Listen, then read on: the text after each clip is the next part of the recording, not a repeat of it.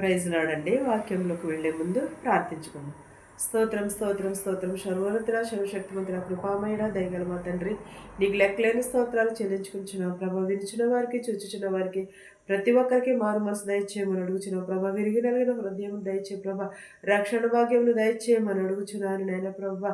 అనేకమైన ప్రభా ఆత్మలను రక్షించబడేటకు సహాయం చే ప్రభా. ప్రతి ఒక్కరు ప్రభా నీ రక్షణ పొందే నిజమైన యేసుక్రీస్తును అని ప్రభా తెలుసుకునేటకు సహాయం చేయమని అడుగుచున్నాను తండ్రి. ఆమేన్. కీర్తనలు 98 మొదటి నుంచి 3 వచనాలు ఇలాగ రాయబడింది. యెహోవా ఆశ్చర్య కార్యములు చేసి ఉన్నాడు, ఆయనను గూర్చి కొత్త కీర్తన పాడుడి. ఆయన దక్షిణ హస్తము, ఆయన పరిశుద్ధ బాహువు ఆయనకు విజయము కలుగజేసి ఉన్నది. యెహోవా తన రక్షణను వెల్లడి చేసి ఉన్నాడు. ఏంటది? యెహోవా ఆశ్చర్య కార్యములు చేసి ఉన్నాడు, ఆయనను గూర్చి. నిజముగానే మన ఎడల దేవుడు ఆశ్చర్య కార్యములు చేశాడు కదండి. ఎందుకంటే గడిచిన సంవత్సరం అంతా కూడా కాచి కాపాడి దేవుడు ఈ నూతన సంవత్సరంలో మనల్ని నిలవబెట్టి ఉన్నాడంటే అది ఆశ్చర్య కార్యమే కదా, అది అద్భుతమే కదా. ఎన్నో శోధనలు, ఎన్నో వేదనలు, నేర్చాలు, రోగములు, వ్యాధులు, బాధలు ఇవన్నిటి నుంచి కూడా రక్షించి ఆయన ఈ మనలను ఇలా నిలబెట్టి ఉన్నాడంటే అది ఆశ్చర్యకరమే కదా, అది ఆలోచనించవలసిన విషయమే కదా. మన దేవుడు ఏమై ఉన్నాడు? ఆలోచనకర్త అయినాడు, సృష్టికర్త అయి ఉన్నాడు. భూమి ఆకాశంలోనూ సృజించినవాడు ఆయనే. కానీ ఆయనను గూర్చి మనం ఏమి పాడాలి? క్రొత్త కీర్తన పాడాలి. ఆయనను గూర్చి మనము ఏమి చేయాలి? కొత్త కీర్తన పాడాలి. ఆయన హస్తం ఎక్కడున్నది? ఆయన దక్షిణ హస్తము ఆయన పరిశుద్ధ బాహువు మీద ఉన్నది. అంటే మనం పరిశుద్ధులుగా నిలవబడి ఉన్నాము. ఈ రోజుని ప్రతి ఒక్కరు కూడా ఎవరి కాళ్ళు ఏమనుకుంటారు? నేను నీతిమంతురాలిని, నేను పరిశుద్ధాత్మరాలిని, నేను పరిశుద్ధపరచబడిన, నేను శుద్ధింపబడిన దాన్ని అలాగ ఉండాలని అనుకుంటాము. అలాగ కూడా ఉన్నవారు కూడా ఉన్నారు. కానీ ఎవరికి వారే పరిశుద్ధులు, ఎవరికి వారే నీతిమంతులు. పరిశుద్ధ బాహువుని చేత ఆయనకు విజయము కలుగజేసి ఉన్నది. ఆ యెహోవా తన రక్షణ వెల్లడి చేయుచున్నాడు. అంటే యేసుక్రీస్తు వారి రక్షణ మనందరికీ ఉన్నది కదా, ఆయన వెల్లడి పరుచుచున్నాడు కదా. ఆయన రక్షణ మనకి ఉన్నది. ఆయనను గూర్చి మనం ఏమి చేయాలి? క్రొత్త కీర్తన పాడాలి. ఆయనను గూర్చి మనము క్రొత్తగా ఆయన హస్తము పరిశుద్ధ బాహువును ఆయన విజయమును కలగచేసి ఉన్నాడు కదా. ఆయన హస్తమును గూర్చి మన కొత్త కీర్తన పాడుచు దేవుని స్తుతిస్తూ ఎప్పుడు కూడా ఎళ్ళవేళలను కూడా ఆయన యందు భయమును భక్తిని కలిగి ఉండాలి. మనం విడిచిపెట్టే దేవుడు కాదు. ఆయన హస్తము మన మీద ఉన్నది, ఆయన చూపు మన మీద ఉన్నది, ఆయన కాపుదల మన మీద ఉన్నది. గొర్రెలకు మంచి కాపరి మన యెహోవా దేవుడు. మన కాచివాడు ఆయనే. మన ఆలోచనలను, మన బాధలను, మన వ్యాధులను కూడా స్వస్థపరచువాడు ఆయనే. ఆయనను గూర్చి మనం ఎప్పుడును కూడా కొత్త కీర్తన పాడాలి. దావీదు గారు ఎప్పుడును కూడా దేవుని ఎలా స్తుతించాడు? నిత్యమును కూడా తంబురతోను, సితారతోను, నాట్యముతోను గొర్రెలు కాచుకుంటూ దేవునిని స్తుతించాడు. గిటారి వాయిస్తూ దేవునిని స్తుతించాడు. మనం ఏ పని చేస్తున్నా, ఏం చేస్తున్నాను కూడా దేవునిని మనం కూడా అలాగే స్తుతించాలి, అలాగే ఆరాధించాలి. దేవునికి అలాగే కొత్త కీర్తనలు పాడాలి.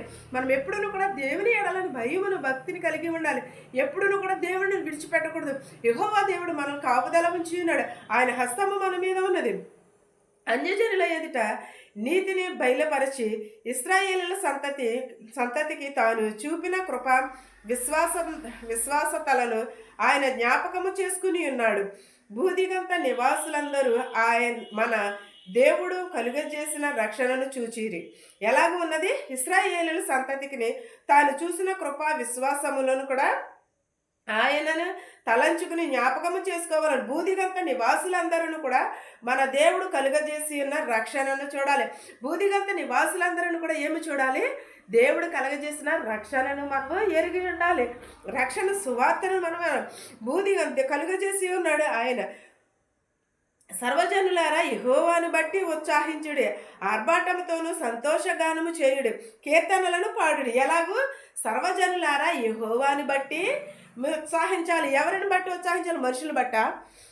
మనుషులను బట్ట మనం ఉత్సాహించేది? మనుషుల మాటలను బట్ట కాదు కదా. యెహోవాని బట్టే మనము ఉత్సాహించాలి, యెహోవాని బట్టి మనము స్తుతించాలి, యెహోవాని బట్టి ఆర్భాటంతో సంతోషగానములు చేయాలి, కీర్తనలు పాడాలి, దేవునిని స్తుతించాలి. సితారతోను స్వరమండలములతోని యెహోవా స్తోత్రగీతములు పాడుడి. సితార తీసుకుని సంగీత స్వరములతో గానము చేయుడి. బోరతోను కొమ్ముల నాదములతోను రాజైన యెహోవా సన్నిధిని సంతోషధ్వని చేయుడి. సముద్రమును దాని సంపూర్ణము ఘోషించును గాక, లోకమును దాని నివాసులను కలుగజేయుదురు గాక.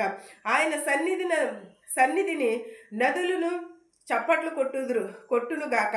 కొండలను కూడి ఉత్సాహధ్వని చేయునుగాక.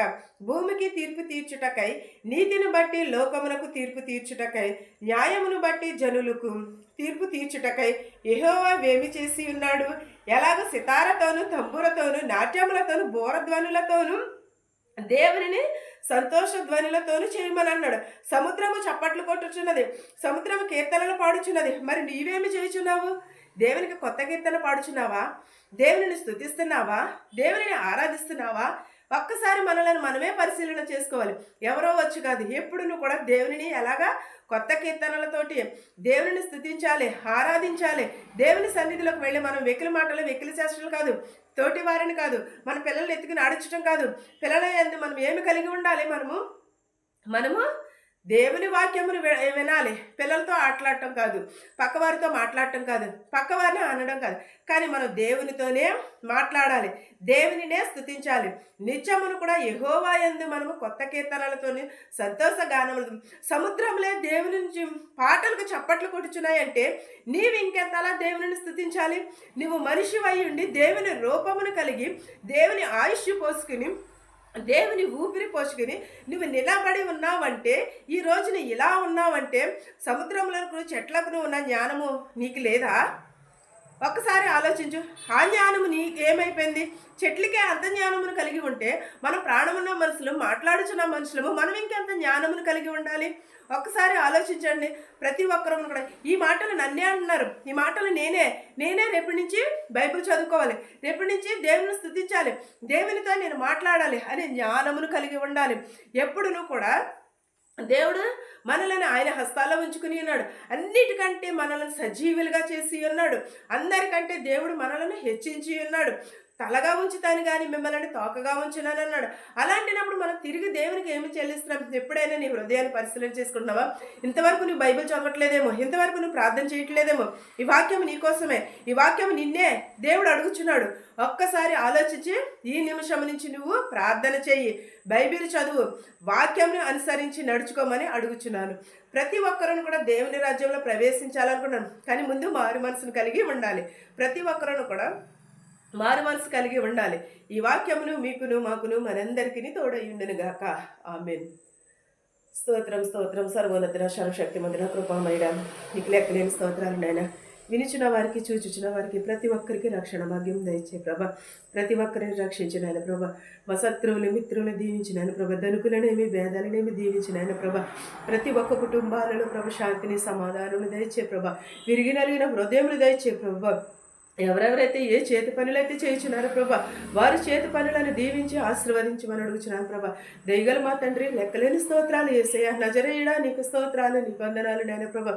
ప్రతి ఒక్కరికి రక్షణ భాగ్యంను దయచే, ప్రతి ఒక్కరికి విరిగి నలిగిన హృదయంను దయచేయమని అడుగుచున్నాను నాయన ప్రభా.